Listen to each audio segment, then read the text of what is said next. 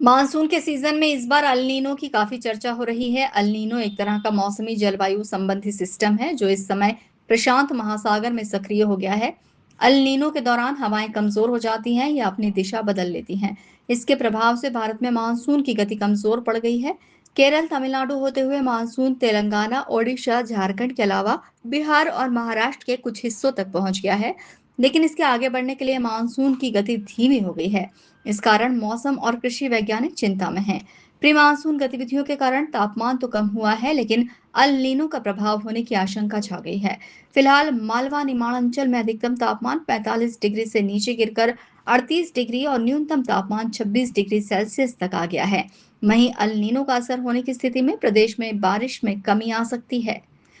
इस बार का मानसून का पिछले 2-3 महीने से लगातार जो है जो मौसम एजेंसियां हैं वो एल नीनो के प्रभाव के चेतावनियां दे रही हैं।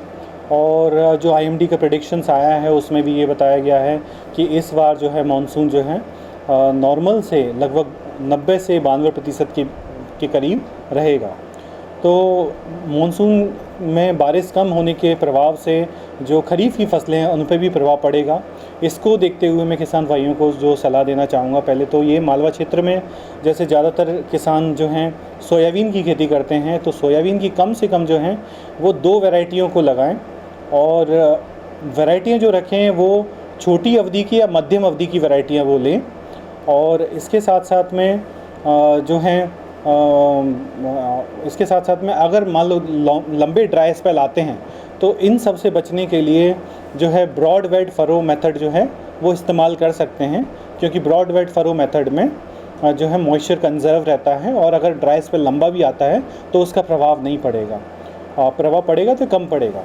और दूसरा ये है कि अगर लंबे ड्राई स्पेल आते हैं तो थोड़ा सिंचाई की अगर बीच में ज़रूरत पड़ती है तो थोड़ा पानी की या सिंचाई की व्यवस्था भी कर सकते हैं।